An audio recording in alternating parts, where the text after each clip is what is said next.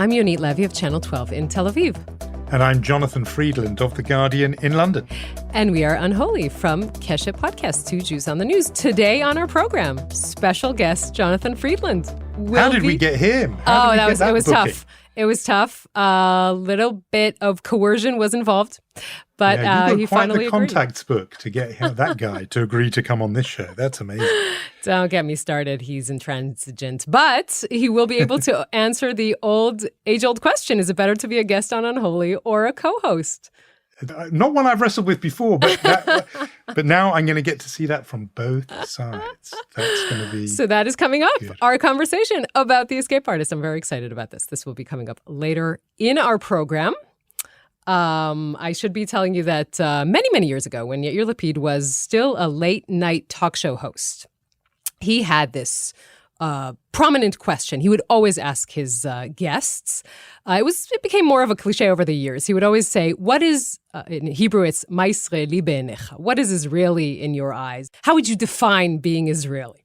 And you would have all kinds of answers to this. I suppose that, you could say something like, it's being bold and daring like Entebbe, but at the same time being completely messy, to have no public transport, underground public transport for 70 years. That's Israeli.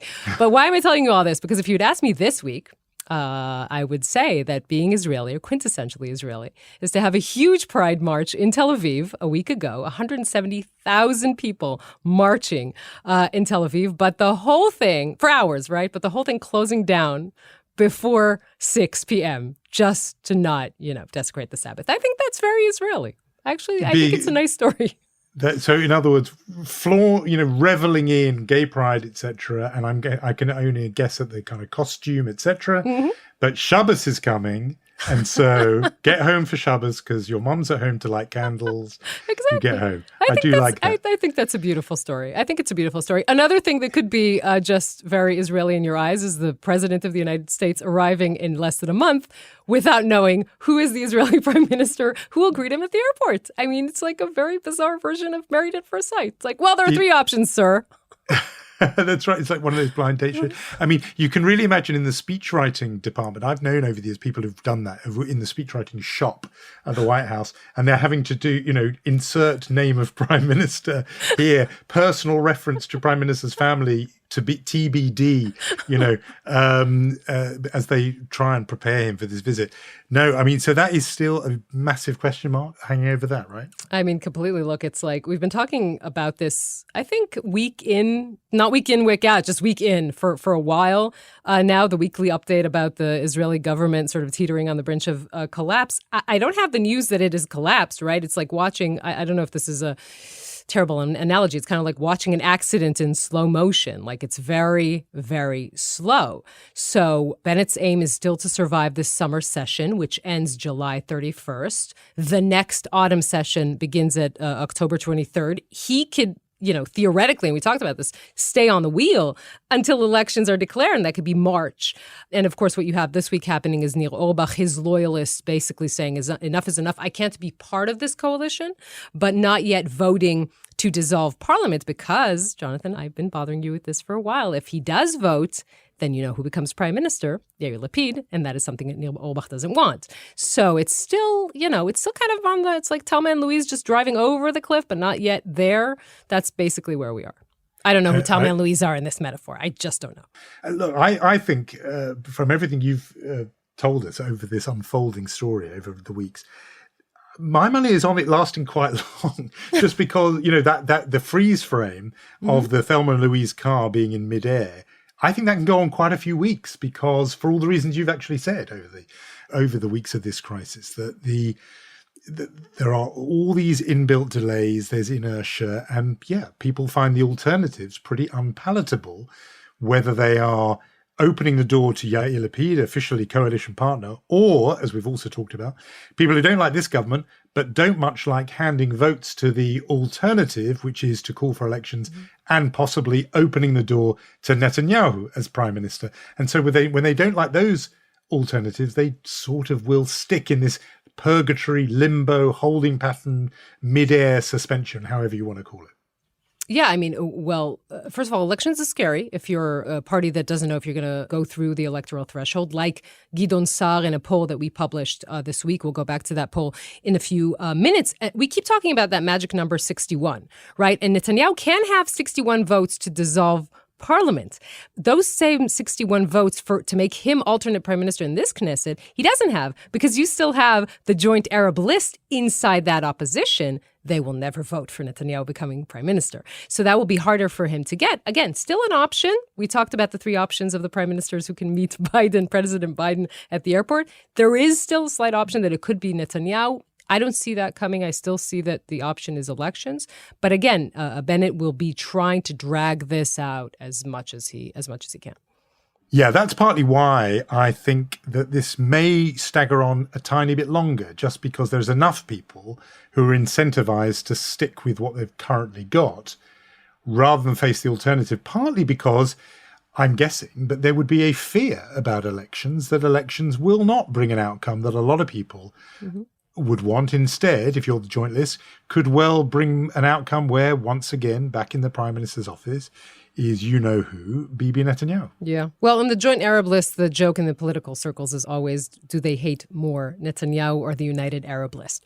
But never mind, we'll leave that aside for now and tell you about the opinion poll that we, Channel 12, published this week. First of all, to the question, should the government continue or cease to exist?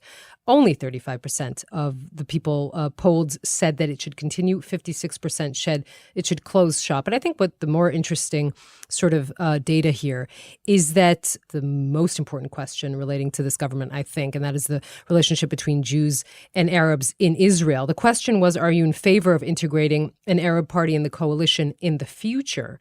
31%.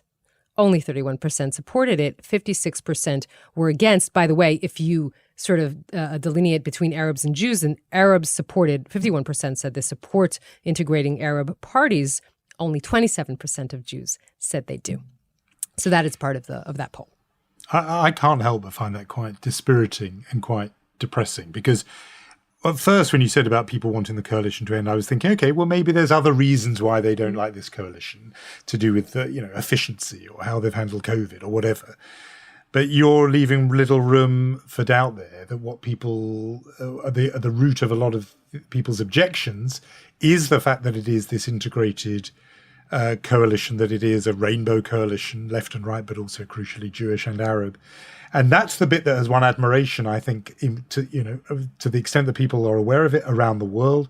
I think Jewish communities that spent a lot of time staring at their feet and feeling a bit embarrassed, frankly, about past Israeli governments, quite liked being able to say, well, look, here's an Israeli government that is quite diverse. It was quite handy when, in the bear pit of public and sort of Twitter argument about apartheid, being able to say, well, look, an Arab party is in the government. That doesn't look like apartheid.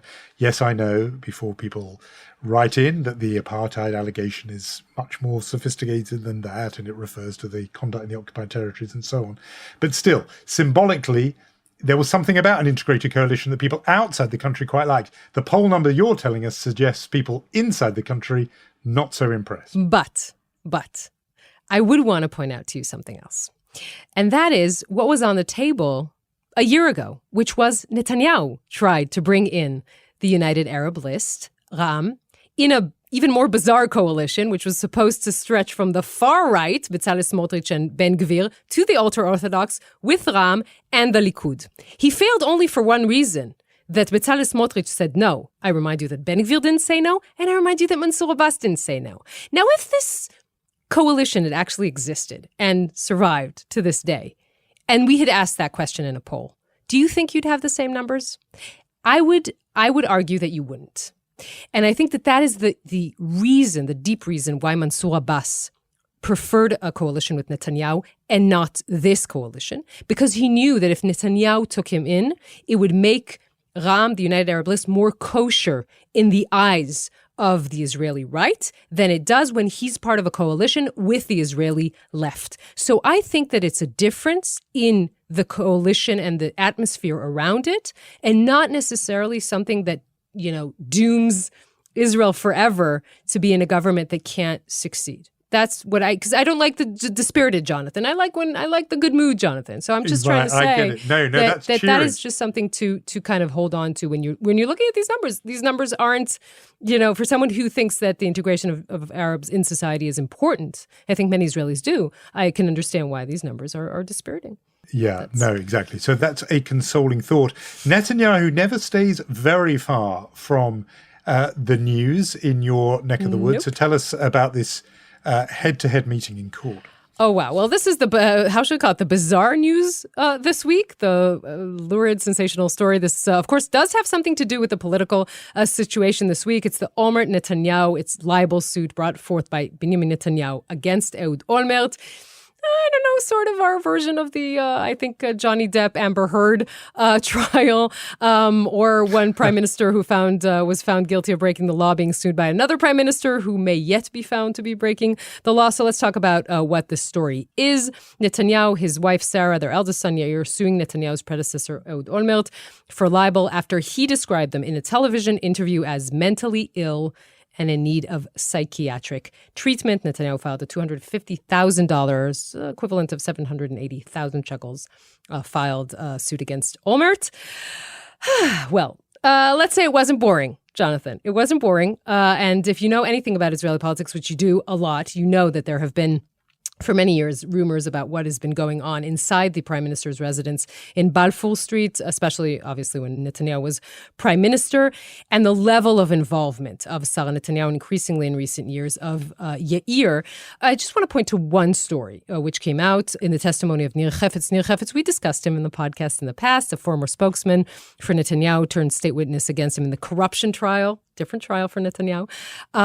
It's hard to keep track, I apologize. This is what I'm here for. This is what I'm here for. This was in the Tel Aviv Magistrates Court, not to be confused with the Jerusalem District Court, not to be confused with Olmert's trial, who actually already sat in jail. I'm here for all these questions, Jonathan. So the story he tells is of a meeting between Netanyahu's top advisors and closest sort of advisors in a room in Balfour Street. They're discussing at the time potential compromise between Netanyahu and a political ally/rival, Moshe Kahlon, who was then the Minister of Communications. And Yair Netanyahu, according to Nir Chefetz's story, bursts into the room, yells at the advisors for suggesting this compromise. This is added with a few physical gestures I will not describe to you. And he says, he yells at his father, the prime minister at the time, that he should not be sucking up to Moshe Kahlon. There are other profanities. Again, this is a family-friendly podcast. I'm not going to say them out loud. But this story is obviously, besides being gossip, just the indicative of what, again, Nir Chefetz and others have been saying about the involvement of Yair Netanyahu's, the son of the prime minister, former prime minister, in his affairs. Just talk about him a second, because the shorthand or thumbnail sketch I have in my mind of Yair Netanyahu is as a kind of Don Jr. figure. So in the same way that Donald Trump Jr., he goes even further than his father does in his public statements. He's, Don Jr. is even more right-wing, even more in people's face on social media. Also, I would say, whatever smarts, whatever reptilian intelligence Donald Trump Sr. has, seems to me to be lacking in Don Jr. I have been tempted to think the same about Yair Netanyahu. He's got all the kind of combative pugilism of his father, but not the kind of deep brain stuff that we do know Bibi Netanyahu is capable of.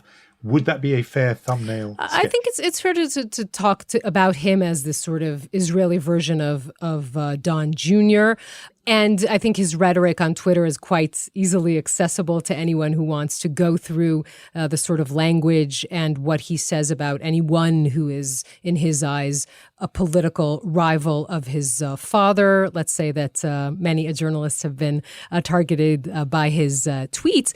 But here there's something more.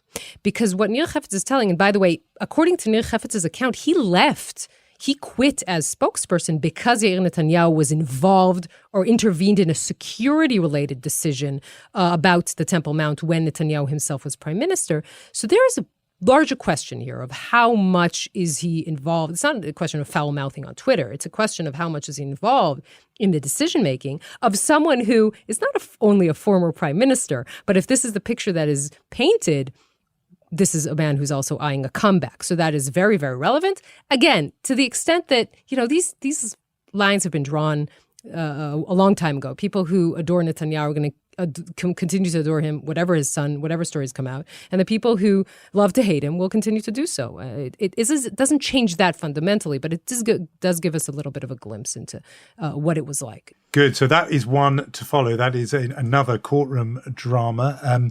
It's funny. I'm never sure. I think we may even have mentioned this before, whether Israelis should feel proud or ashamed of this tendency. I know this is different because they're fighting each other, but of Israeli prime ministers and presidents even of the past to end up in court, and then in the case of the former president Moshe Katsav, the former prime minister Ehud Olmert, actually in jail.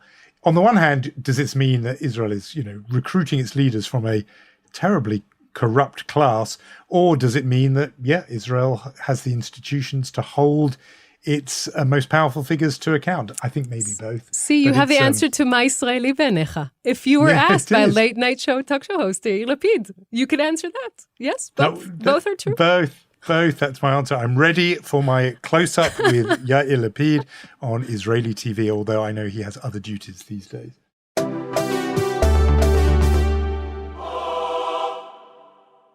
The Escape Artist by Jonathan Freedland was published last week. It is already, I think it's safe to say, a literary event. On Sunday, the book will debut in the Sunday Times bestseller list. It's a stunningly good book. Don't take my word for it. Yuval Noah Harari said, quote, a brilliant and heart-wrenching book. Philip Pullman called it a magnificent book, an important and necessary story.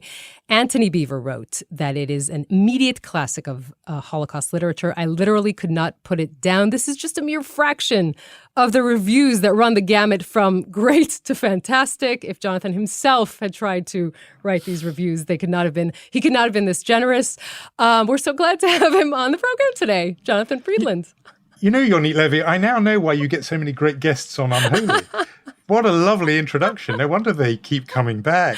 That's very lovely. And I am doing interviews about this book in lots of places, but I've been really looking forward to this one. Me too. Because you were one of the very first people to read this book, and it's really good to be able to talk about it with you. And I think it was pretty clear that I liked it, and I thought it was remarkable. And we want to talk, kind of finally dive into the book and how important and how significant it is. And I'll start by, first of all, obviously you can set the stage better than me about what it's about, but it is the story of Rudolf Vrba, who was, together with Fred Wetzler, the first two Jews to escape from Auschwitz, two of only four who eventually succeeded in doing that. And I think it's important to note that he did it for a purpose. He wanted to warn Jews who haven't yet arrived at the gates of the death camp, and he believed that could somehow save them. Now, before we're kind of diving into this breathtaking plot, I kind of want to start from the 19-year-old Jonathan Freedland, who goes to the cinema to watch Claude Lanzmann's Shoah. Just a run-of-the-mill activity for a 19-year-old, really. Yeah, I was a strange kind of teenager. Does it surprise you really, that I was I'm very that surprised. Kind of teenager? Yeah. And for the first time, kind of sees Rudolf Vrba on screen. Let's play a little bit of that clip of Rudi himself, and then I want to hear from you. What were your thoughts there at 19? Why do you smile so often when you talk about this? I am not aware that I am using that smile so often. But what should I do? Should I cry? What's the question? I don't think that crying has helped anybody. I look also nicer when I smile. I'm not sure. I hope. I think it's so typical of him that even just that bit captures so many different aspects of his personality, because he did have this habit of sort of winding people up. Claude Lanzmann is a little bit irritated there or puzzled by that. And there I found episodes where Rudolf Vrba was testifying in trials of war criminals, and the judge would get irritated with him. But also, he says, I look nicer when I smile.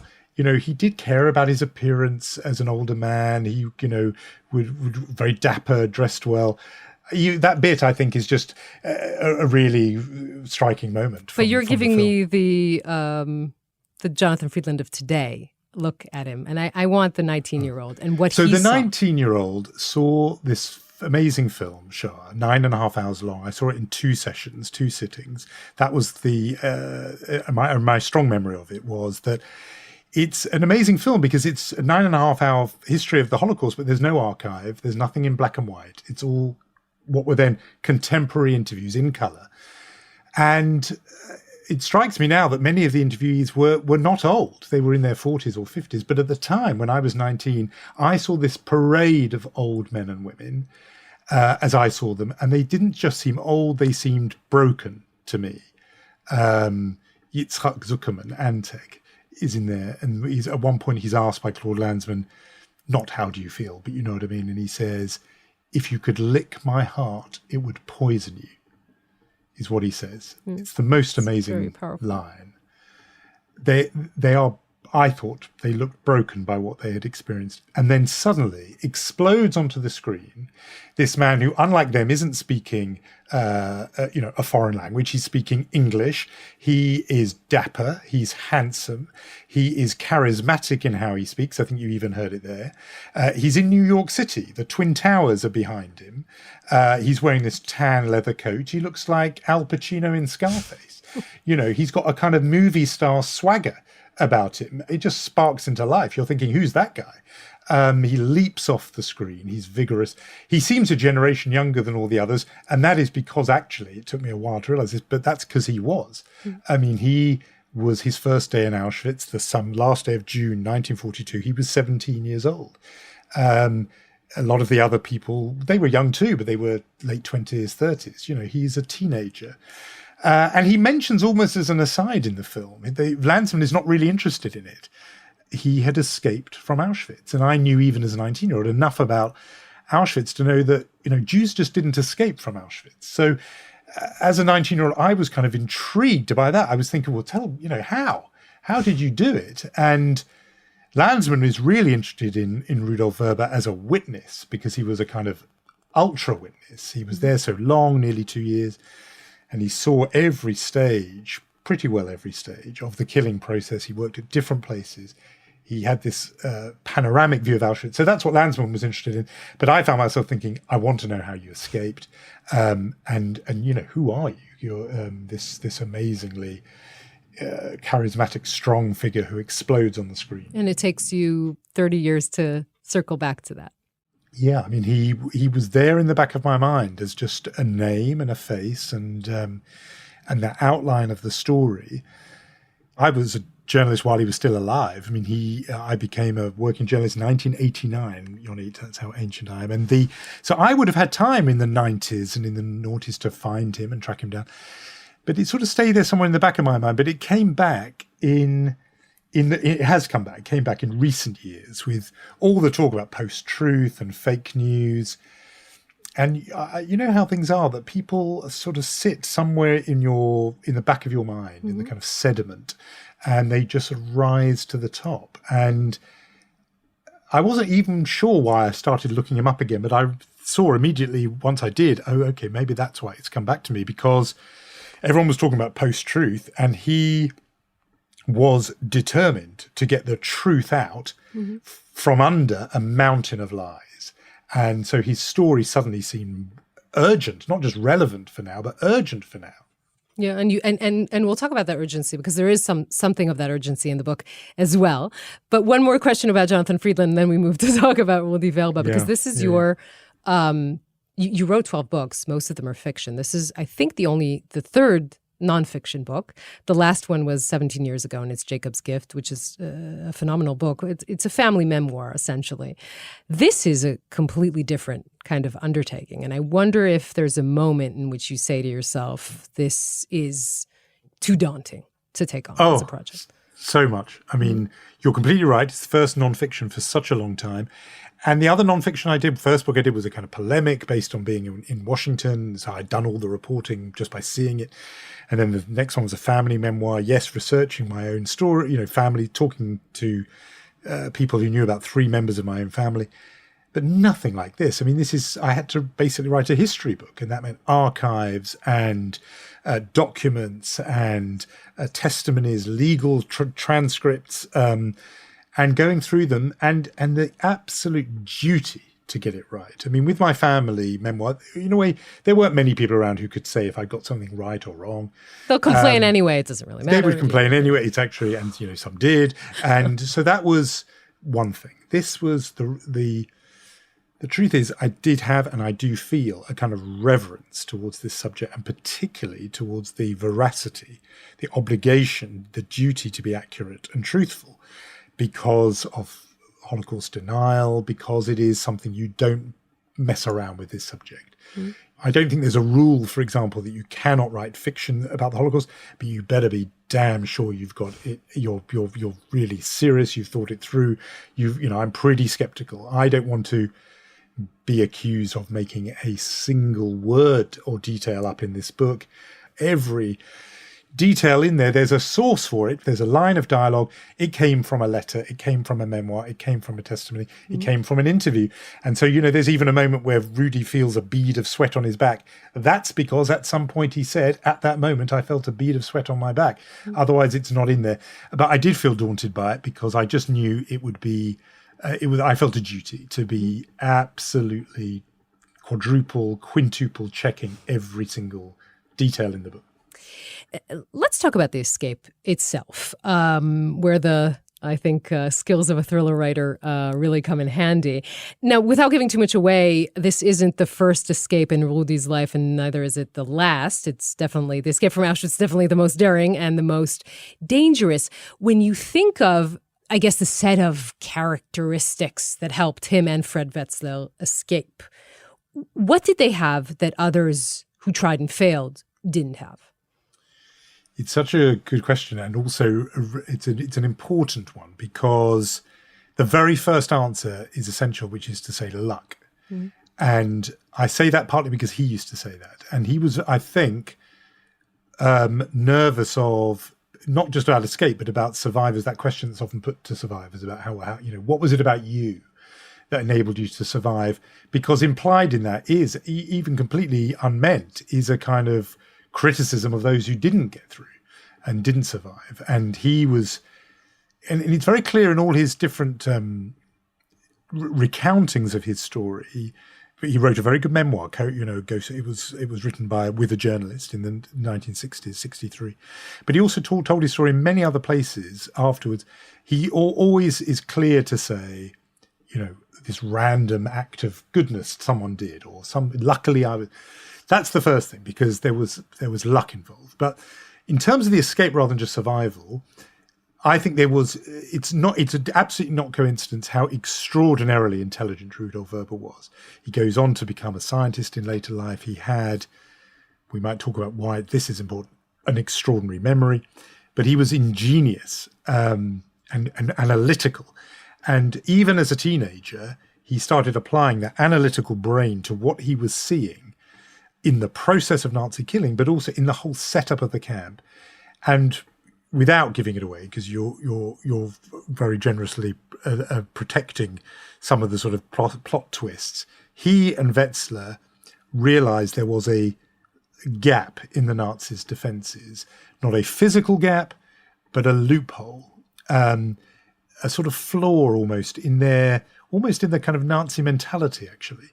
And he realized that if you could think through that, exploiting that, there might just be a way out.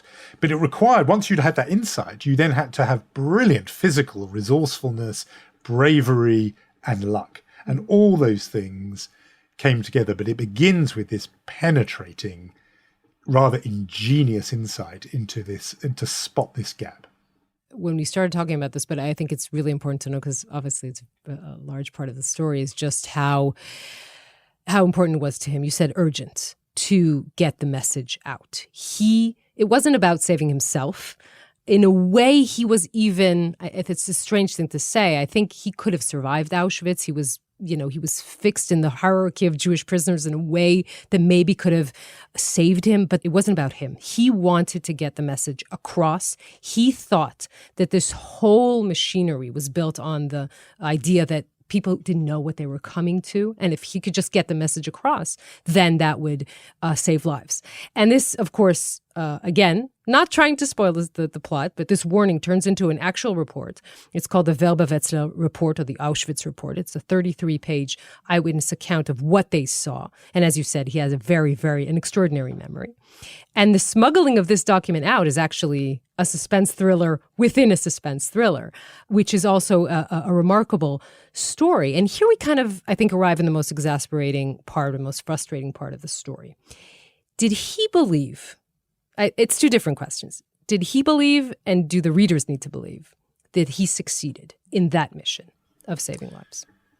That's a complicated question, because I think absolutely he did. And through a series of international diplomatic moves, the report is responsible for the saving of 200,000 lives. The Jews of Budapest were in the sights of the Nazis, and I sort of set out the almost diplomatic dance that happens that leads to the deportation of the Jews of Budapest, who the Nazis hadn't yet got to and wanted to get to and were days away from getting to, is halted as a direct consequence of Rudy and Fred getting this report out. So I think he is responsible, he and Wetzler, for saving 200,000 lives. And if you think about that number, I mean, Oskar Schindler, we think in terms of 3,000 Jews, Schindler's Jews. 200,000. Now, some of those were then killed by the Arrow Cross, the Hungarian fascists who took over, but a huge number survived, and they left behind children and grandchildren and great-grandchildren. I think it's the most enormous achievement. But you also asked about what he felt, and he did not dwell on that figure and actually had to be told almost by others, look, 200,000, that is so significant. He was not fixated on that. He thought he could do more, or something more could happen.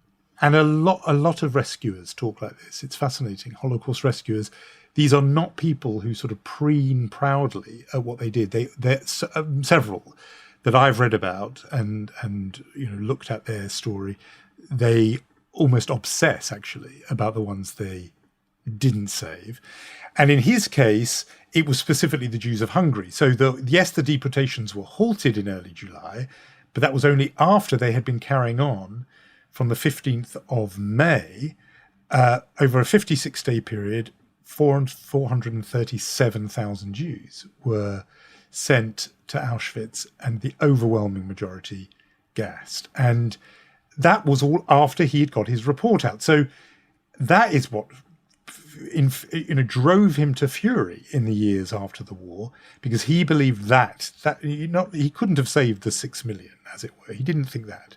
But those people, there was no reason, he felt, for them to have been killed, given that the word had already been got out. His huge anger was that the word hadn't reached them. It had reached their leaders, but not them. So let's talk about that. Because, as you say, he was very, very angry that specifically the Jewish leadership in Hungary, also Slovakia, but let's talk for a minute about Hungary, didn't get the word out. And specifically, I think that he kind of pointed at Rudolf Israel Kastner, still a story that is very contentious in Israel as well. And he really blamed him for not getting the story across. Let's talk about that. And also, do you think that's part of the larger question I'm aiming at, which is why is this story not known enough? And especially in Israel, why is it not, why is he not recognized for his heroism? Yes, 100% it is related. But so to go to the first bit first, the report was concluded and sort of signed off in the last days of April 1944. And within hours, maximum a day, Kastner, the de facto leader of Hungarian Jewry, gets a copy handed to him by the man who has actually compiled it. I mean, they are leaving nothing to chance.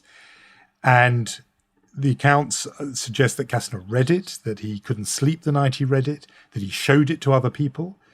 And he did not distribute it and publish it and disseminate it in the way that Vrba imagined, Rudy, which is that really shouting from the rooftops, banging on Jews' doors, whatever you do, do not get on those trains because they are going to Auschwitz and to certain death. He sat on that report, and He was, at the time, negotiating with the Nazis. That's not in dispute. The only question is about motive and what exactly did he think he was doing. And Kastner's defenders say he thought he was negotiating to save the lives of all of Hungarian Jewry. And Kastner's critics say, no, he knew by then that he was only going to save a handful, nearly 1,700 Jews who would end up on the famous Kastner train to safety. And that his price, is the accusation, was his silence. He had the report and he didn't distribute it. And that alone is grounds for Rudy to feel the rest of his life a blood-boiling rage at Kastner, because the Jews who did go from Hungary, in later testimony, the handful who survived, Hungary, Romania, those areas, would say afterwards, we did not know. No one thought to tell us. I'm almost paraphrasing the words of Elie Wiesel, but others said similar things. They were in the dark about where they were going. Now, Rudy's belief was not that if they knew, they would suddenly organize into a kind of army, an underground army, and resist. He was realistic enough to know that these were often impoverished Jews with very few friends, certainly no access to arms. But what they wouldn't have done, he believed, is have gone in orderly fashion. And it was his great insight that it was that orderly fashion that enabled the Nazis to do what they were doing so efficiently. And he has this very quite chilling image, which he says that it is much harder or much easier to kill sheep than to hunt deer. And that, with deer who are running in 100 different directions and you have to pick them off one at a time, is very hard and very time consuming and a lot get away. Sheep going into the abattoir in orderly columns are much, much easier to kill. And the only reason, nothing to do with some fault in the Jewish character, the only reason Jews went in that orderly fashion was because they did not know. And he held Kastner and other Jews who had failed to pass on the word. It's handfuls, it's individuals. But he held them responsible rather, for that for the rest of his life. I want to pause for a moment and listen to how he explains that issue that you just talked about. What could have happened if people were panicking, if they were fighting it, if they wouldn't go in an orderly fashion. Let's listen to him saying it. The thing was the following. If the panic would have broken out and a massacre would have taken place on the spot, on the ramp, it would already be a hitch in the machinery. The next transport, you can't bring in the next transport with dead bodies around, blood all over the place, because this will only increase the panic and so on. In other words, I don't think that this would have changed the situation very much, but the Nazis were concentrated upon one thing. It should go in an orderly fashion so that it goes unimpeded. One doesn't lose time. Secondly, if a panic arises, there were 200-300 prisoners sometimes, there were only 100 SS, all sorts of things can happen. I mean, it would be possible that a couple of those SS could be killed, overpowered, that some escapes would take place, all sorts of unpleasant things which disturbs the daily order. I mean, they were very concentrated that no disturbance should take place. Still on the issue of Israel, because, you must know that in Israel, Holocaust Remembrance Day is called Yom HaZikaron LaShoah VeLaGvura, Memorial Day for the Holocaust and the heroism of the Holocaust. The Warsaw Ghetto Uprising, of course, part of Israel's iconography. I mean, Israel embraces these stories of heroism. Here is a true hero. He escaped from Auschwitz. He told the world. He managed, as you say, to save 200,000 Jews. And his story is not known in Israel. That can't just be because of him standing up to Kastner, but there has to be more here. What else was there? There is definitely more, and you're right. He has gone all but unrecognized in Israel. It was only down to the work of a tireless academic, Ruth Lin, in Haifa, that his memoirs, the 1963 book, was even published in Hebrew in 1998. It took 35 years or more for it to appear in Hebrew. Even in Yad Vashem, it was filed away. This incredibly significant report was filed away without his name on it. And there are historical accounts that just talk about 2 Slovak escapees, doesn't name them even. he and Wetzel were more or less sort of written out of the story. So why is that? And I think, unfortunately, it is very much related to the thing we just talked about the Jewish leadership, Kastner, and so on, and something else about his personality. But the most important thing is I'll start with the most important thing, because that is the Kastner episode. He was a teller of inconvenient and uncomfortable truths. People did not want, you know how vexed the Kastner issue has always been, and in some ways still is in Israel. And he was firmly on one side of that. And therefore there were a whole lot of people who were in some ways the official keepers of the memory and the record, who were either defenders of Kastner on the lines I said, oh no, he's a hero, he saved 1700. There's that camp. But there are also others who just think, let's not go there. This is uncomfortable. Mm-hmm. You know, what Hannah Arendt called the darkest part of the whole dark business, the role of these Jewish leadership, the Jewish councils, Judenrat, put in these morally hideous predicaments where the Nazis say to them, you hand over the Jews to us. And what do you do in that situation? Incredibly vexed. And Rudy went right in there and was pointing that finger. And that was not what people really wanted to hear. Rudolf Vrba himself lived in Israel for 18 months in the late 50s. It didn't really work out. And that was one reason why, because partly there was what's known as the Kastner trial, this libel trial, which brought it all out. That was all going on just before, actually, the time he got there. He found himself in a situation where really the Israeli establishment of the time was either defending Kastner or would rather hush the whole business up and move on. And so he was somebody who was coming up, and he was inconvenient and awkward and unwelcome. People did not want to hear that. He was also a bit indiscriminate. He didn't just point the finger at Kastner. He also was pretty scathing about the Slovak Jewish leadership, saying, you were the ones who compiled these deportation lists that I was on as a 17-year-old. So he was pointing the finger at them. I think the Holocaust narrative people wanted to hear was the villainy was entirely the Nazis and only the Nazis, and Jews were only the victims in a very uncomplicated way. And he complicated that a bit by, not Jews collectively, but pointing the finger at these particular individuals who he wouldn't let out of his sights. And also there was something about him that you write about this in the book. I think it's one of the strong points of it. It doesn't gloss over his character. Like, he wasn't the uplifting, inspiring survivor of the Shoah. He wasn't Elie Wiesel, and he wasn't the man that sinks in the pit of despair, the Primo Levi that you sympathize with and relate to. He was very, very angry, like to his dying day. That is, you describe a very angry man. Yes, I mean, his family members, his second wife, Robin Vrba, who helped me so much with the research for the book, who's still alive and living in New York, living in the United States, she describes a gentle, loving man, of course. And colleagues describe him as tremendously stimulating company, but they would also say he was abrasive. He could be arrogant and difficult. And yes, angry, that accusing finger.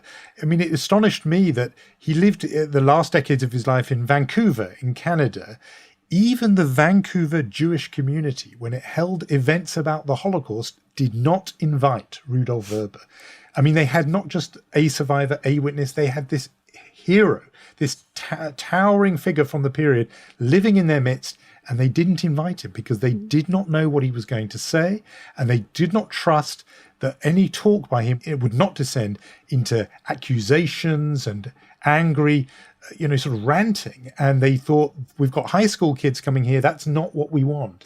And I realized that is what a lot of, all of us in some ways are like with Holocaust survivors. And this process has changed me on this. I think we have put terribly unfair expectations on Holocaust survivors to be these sort of beatific, semi-holy, healing figures. I think Wiesel is such a good example. Almost the way he spoke, gentle, mournful. You felt you were in the presence of greatness with him. You heard from that bit before, Vrba didn't play that game. He's smiling because he's got this bitter, sardonic sense of humor, and he's angry. And that's not, I found a letter from him to a BBC television producer saying, I'm not the Holocaust survivor of cliche, the cliched Holocaust survivor, and sort of implied that I know the TV camera wants. I'm not that. He knew that about himself, that he wasn't that. And therefore, in a way, people didn't sort of roll out the sort of carpet for him to honor him. And yet, if only they had known. I mean, he is, in my view, a hero of the 20th century. I think his story absolutely should be there up with the Primo Levi, Oskar Schindler, Anne Frank stories that define our sense of the Shoah. And I'm really hoping, especially in Israel, actually, that enough time has passed now that the people who were around who sort of wanted him to quieten down and to sort of hush up this story in the 50s and 60s and 70s, I hope that in a way that feeling has passed. I think perhaps that generation has passed, and now maybe there's time to look afresh at this and say, look, even if he told us things we didn't really want to hear, he did something truly extraordinary. And ultimately, part of it was giving a warning that people didn't want to hear. That's why he is such a big figure, because of that. I was going to ask you, my plan was to ask you at some point. I mean, it's writing about someone who left a lot of testimonials and a book, as you said, in his own words, but he's not with us. He died in 2006. And I was going to ask you if you think you actually like him, but I just listened to you, and I think the answer is yes. It could have been a journey, but I think the answer to that is yes. Yes, I mean, and partly I want to be like him and be difficult and say, but we shouldn't demand he be likable. But yeah, I mean, I'm in awe of him. I admire him. I sort of revere what he did. Do I think he would have been the easiest interviewee and customer? Probably not. And I sort of imagine him, if he was to read this book, he would be saying, well, look, on page 222, I think you'd be getting a big book of corrections. That's I think it was 11:15, not 11:45. I wonder about that. But I think, and what's really to his credit, I don't think he was desperate on a kind of ego level for attention. But I like to think it would have been gratifying for him to know that what he had done was recognized, even if it happened after his death, but also that the story, the burning message he wanted to convey, which is sometimes you have to warn people of something, even if they themselves struggle to absorb and accept that warning. But that's actually one point I really want us to make, because there's something about, we keep saying this, right, that Rudolf Vrba thought that if only the people who were en route to Auschwitz would know that something would happen. And it's quite clear that there is, besides the leadership and the fact that it took some time and the report had to come out, and that there is a difference between knowing the truth and acting upon it, or knowing the truth and accepting it. We know those stories, right, of Jewish communities. I can think of specifically Rome, right, where the emissaries of the Third Reich and the Vatican telling them you have to escape, and they don't believe it. So was there something maybe a little bit, at the end of the day, naive about thinking that if only people knew the truth, they would act upon it? Yes, in a way. I think there was, but it's a naivety that I think we all share. I mean, and we're both journalists. You think of whistleblowers, journalists. The premise of everything we do is that if something is known, action will follow. That, if you, as a whistleblower or a journalist, if you report some terrible wrongdoing, the act of making it public will or should lead to that wrongdoing being halted. And again, we're disappointed. And I think that's, if it is a naivety, it's about something in the human condition that mere facts are not always enough. One of Rudolf Vrba's antagonists, big critics in Israel, was Yehuda Bauer, who is, still with us and the doyen of Holocaust studies. And I spoke to him for this book. And the small bit of agreement I think I would sort of managed to tease out was that Bauer says that information is not always enough. The facts of something are not enough. Information only becomes knowledge when it's combined with belief. And his view, Bauer's view, is that, the Jews of Hungary, he thinks maybe they did have information, but even if they'd got Rudolf Vrba's report, the information, maybe it wouldn't have been enough because they wouldn't have believed it. And you have to believe it before it's knowledge, and it's only knowledge that leads you to act. And in a strange way, I think Rudolf Vrba would have had to sort of agree with that, because he did see through his life that even those who did get the information didn't act if they didn't believe it. And I won't detail it, but there's a story at the end about where somebody from Hungary meets him all these years later and gives him real evidence of how people who did get the information still didn't believe it and therefore didn't act. And so I think that is probably true, that anybody, even now, you think about the climate crisis, or you think about these war crimes in Ukraine and those Ukrainians phoning their Russian relatives and saying, we're under bombardment, we're getting bombed. And their own family says to them, we don't believe you. I don't think you're telling the truth. The facts aren't enough if they're not believed. And I think that that's a universal thing that, again, I hope is something that perhaps people can take away from this book, that, yes, you have to get the facts out there, but you also have to really make sure people believe them. Mm-hmm. And another thing that I think, as we're winding up this conversation, that in the weeks after reading the book, I don't think I told you this, but more than anything, it reminded me, and it's going to sound very strange to you, but it reminded me of Lin-Manuel Miranda's Hamilton. Of course, very different from a musical about the first Treasury Secretary of the United States, but I think in what the writer has done, what he has done and what you have done, is to make sure that you're pulling this figure back into people's consciousness. In Rudolf Vrba's case, it's really just not pulling back, but just pulling into people's consciousness and making them aware of him and giving him the recognition that he finally deserves. And I think in that regard, not only is it a stunning book, but it's an incredibly important one. So thank you, Jonathan Freedland, for coming on Unholy, I think. It's been a pleasure. I must start listening to this podcast. You obviously... Oh, and to all my Israeli and American friends who have been really, it's like I'm your literary agent here, asking me why they can't get the book on Kindle. I think the answer is because it's only out in the UK, not in the United States yet. So there's no Kindle version. But if you want it, you can just go on a British site and order it. Was that passive-aggressively promotional enough? I love that. I love so. passive-aggressive promotion. So. It's absolutely right. It's coming out in the United States in October, but it's available now in all the other English language places, Australia and New Zealand, South Africa and Britain, obviously. And I think import copies are available in Israel. And they are indeed. And so I'm told there's lots of them heading there. So if people are English language readers, they can read it. Call me up and English get a copy right is what you're away. trying to say. They should be able to do that, yeah. That's it's been a pleasure, Yonit Levy. It really has. We should do this more often, you and I. Thank you. And we definitely must put It's a Bit Like Hamilton on the paperback edition. Don't you think? Only get someone important to say it.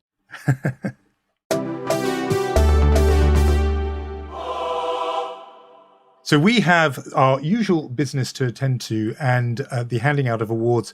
For Mensch, I think there's probably no contest really, and that is to note the death of Aleph Bet Yehoshua, A.B. Yehoshua, one of Israel's very greatest writers who died this week.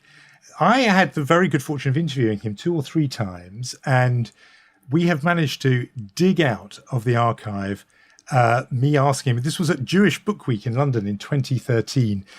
And, well, let's hear it. You'll hear the encounter. If you had a British Jew who went to Jewish Book Week every year and went to synagogue every morning and only immersed themselves in Jewish culture, that is a partial Jew compared to the Israeli Jew who supports Hapoel Tel Aviv and drives a bus during the day and never thinks about Jewish culture, Jewish books, Jewish tradition. The Jewish culture, which one is the total Jew? Which one's the partial Jew? It's not Jewish culture, it's life.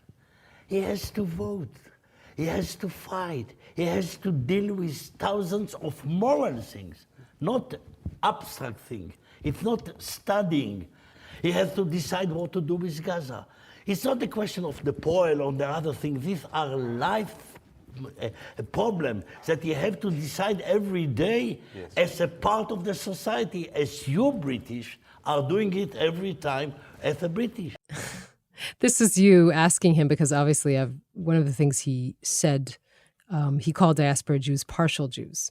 I think there's this line which he says, I have no doubt that in the future when outposts are established in outer space, there will be Jews among them who will pray next year in Jerusalem while electronically orienting their space synagogue towards Jerusalem on the globe of the earth. And you ask him about this. Who's the partial Jew and who's the total Jew? Thankfully, a question that we do not ask on this podcast at all.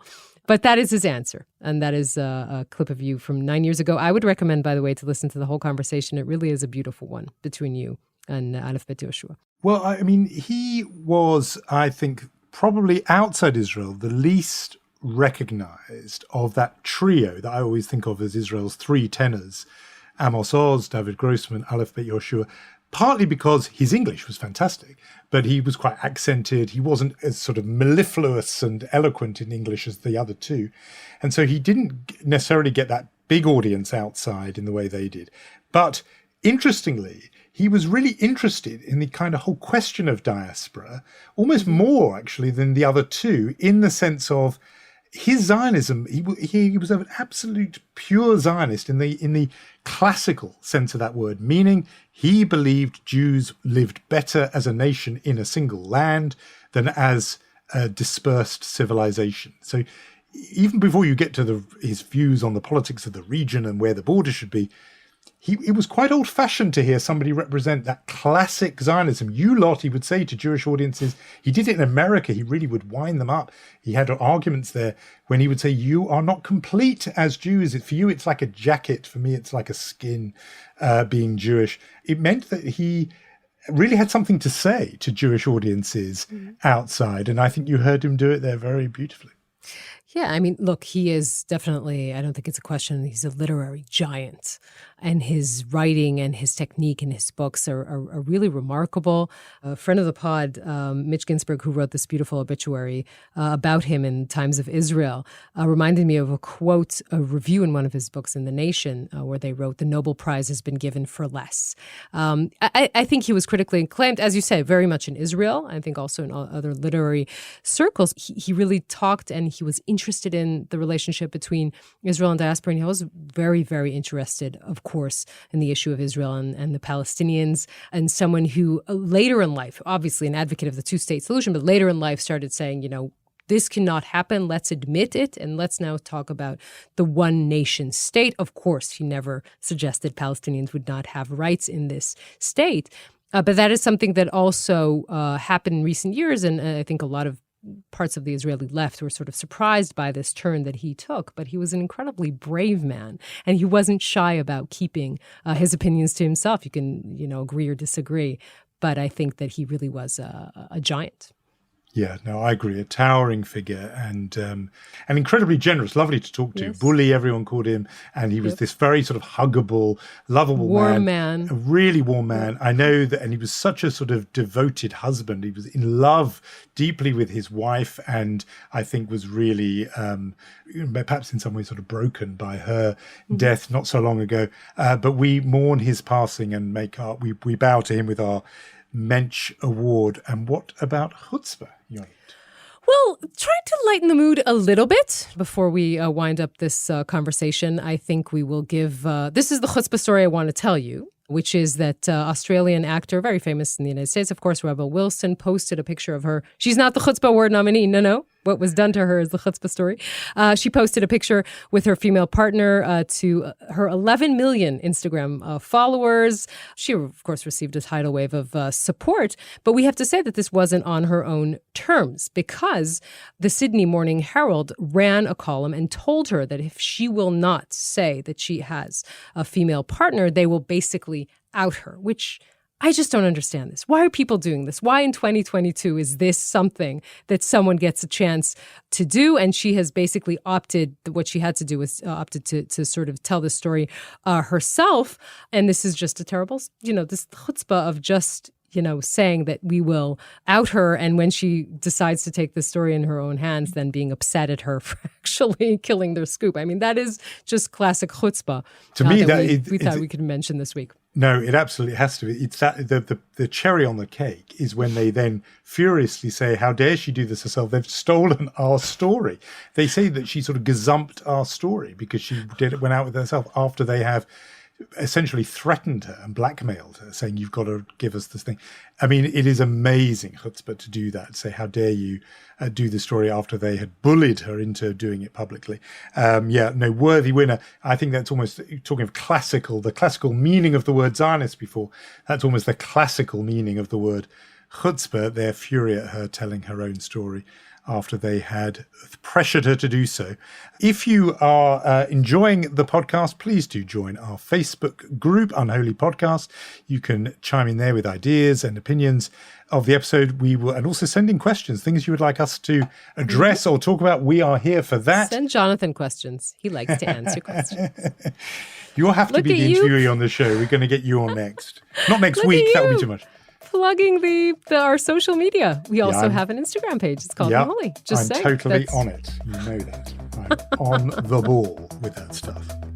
I'll do the thank yous. I think I'm better at saying thank yous, so I'll do that. Thank you to Gaia Glaser and to Omer Primat, Rom Atik, and Irad Eshel for original music. And Jonathan, we shall meet next week. I'll think of a whole new set of questions for you. We will. And thank you, Yonit, for everything.